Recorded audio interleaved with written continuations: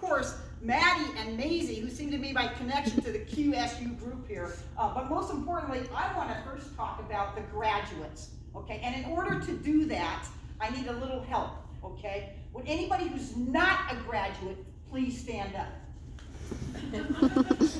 Yes, I'm very rare, I'm very authentic, because now, graduates, you have a standing ovation. On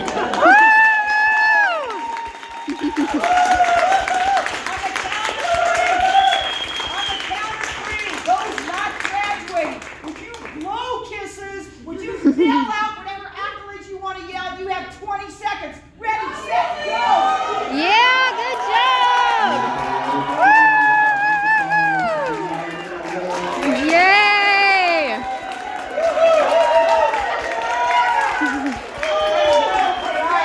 Thank you very much. Thank you very much. Have a seat. Okay. How did that feel, graduates? Feel pretty good. You know, and it may be the one and only time you get a standing ovation. You don't know. I hope it's not. I hope it's not. Okay, so now it's time for the graduates to stand. Graduates, if you can stand, if you can, and or at least wave, what I would like for you to do is to look around at the eyeballs of the people that just gave you a standing ovation and send them your love hugs, send them your love vibes, and maybe say a few words. You have 10 seconds to say what you want to say. Ready, set, go!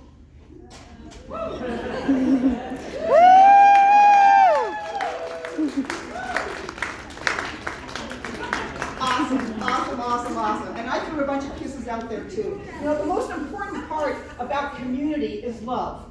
And to be able to love, you have to love yourself first. Is that true? Yes. You have to love yourself first. And in order to do that, many of us take a long time to figure that out. Many of us are ready at age 2 or 3. I came out to myself not until I was like 20 years old. But I knew in first grade who I was. I knew I didn't like the guys.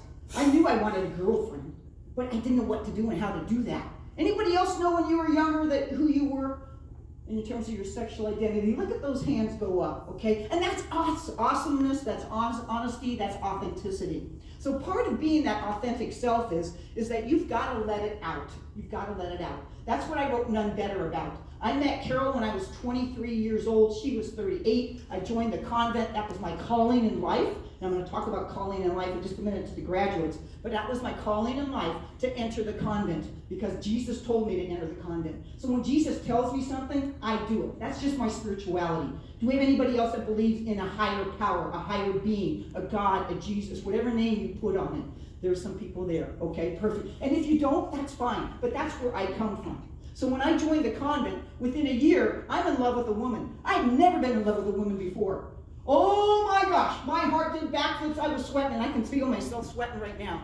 Oh, just even thinking about her, I am getting hot. The thing is, she's in heaven, and I know she can still feel me. I know it, because she's appeared to me. She's appeared to me. We were together for 40 years, a 40-year love relationship.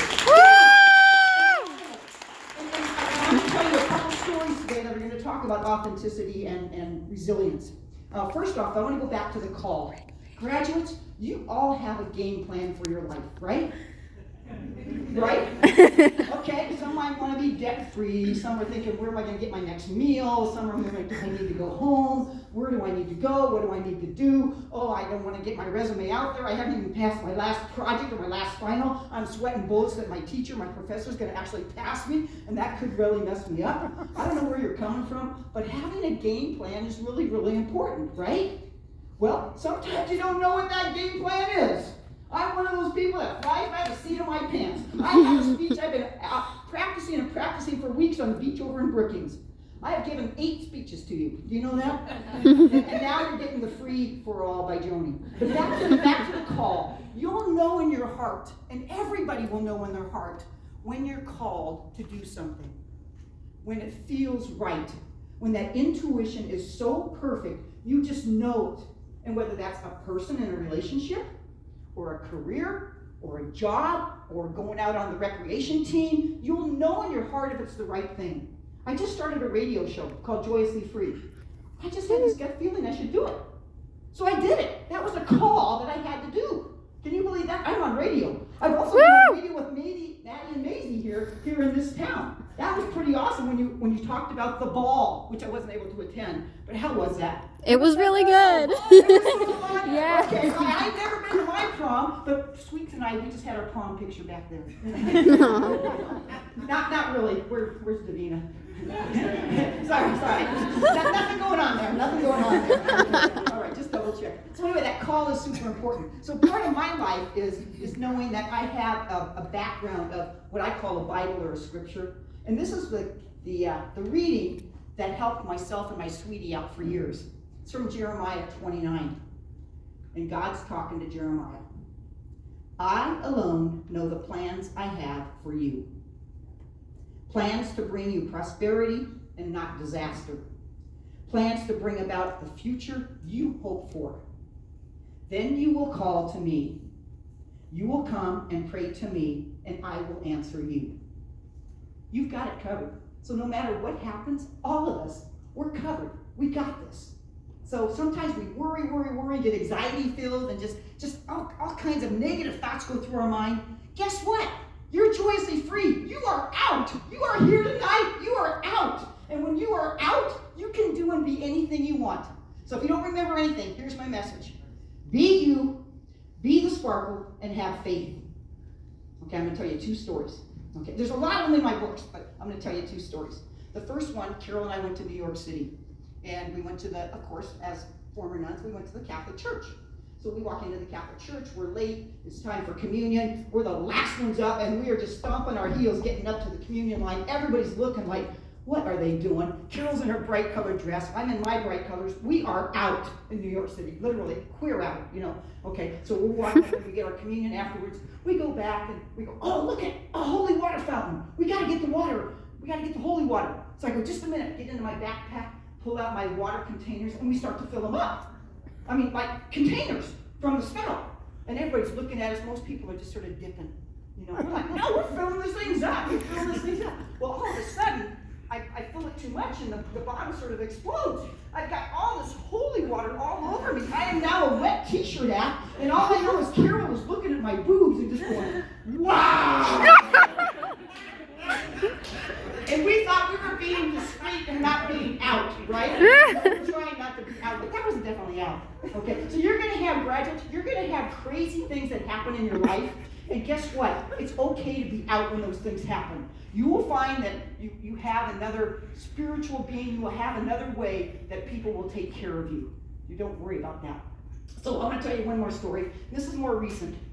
Actually, I'm going to tell you 2 stories. I just came off of Brookings Pride.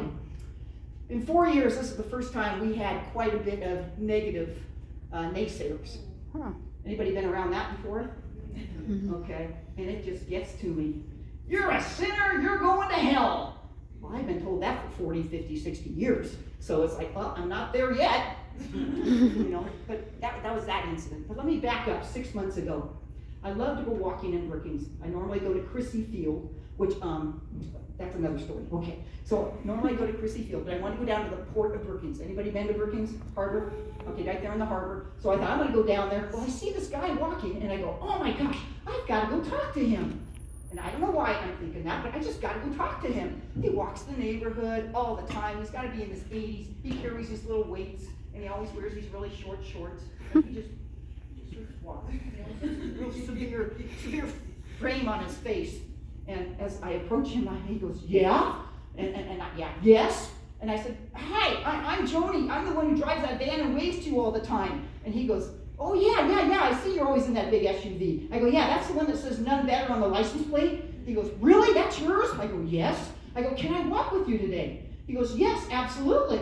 So we start walking together. And I said, well, where do you live? What's your name? Well, I'm Joe. I'm Joni. Joe, where do you live? Oh, I live up on this street here, a couple blocks away.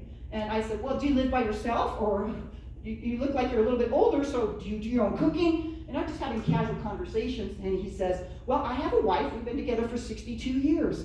I go, oh, that's fabulous. I said, I was together with my wife for 40 years, but she passed away a couple years ago. I hate lesbians. Joe, she just passed away 2 years ago. She was the love of my life for 40 years. Not a day went by that we didn't share our intimacy and our love and our caring and our concern for each other. We were bonded. I hate lesbians. Joe, I don't have to walk with you anymore. No, you can walk with me. So we talk about the birds, we talk about the ocean, we talk about stuff. And all of a sudden I hear this, you know, you're pretty nice. But I hate lesbians. I'd like for you to come talk to my Bible group. I want to tell my Bible group about you. I said, I would love for you to talk to your Bible group about me. And he goes, well, it may not be good because I hate lesbians. But you're really nice. In the same sentence, he said that. And he said it several more times. After a little bit more walking, I finally said to him, you know, Joe, I think it's time that I'm about done with my walk. How about you? He goes, yeah, I probably need to head home to my wife. I think I really want to go home and love her more. And then he says, I said to him, can I give you a hug, Joe? Instantly, this guy hugged me like he had never hugged anybody in his life. And I hugged him back. Why do I tell you that story? Graduates, you are going to be faced with times in your life where you're going to have those kind of people enter your life. They could be your bosses.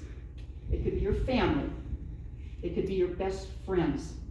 You don't know where it can come from, but all I can tell you is be strong, be bold, be the sparkle, because that's what they need to see. They need to see your sparkle. They need to see that sparkle and have faith. Know that all will be well. You're going to have a great life.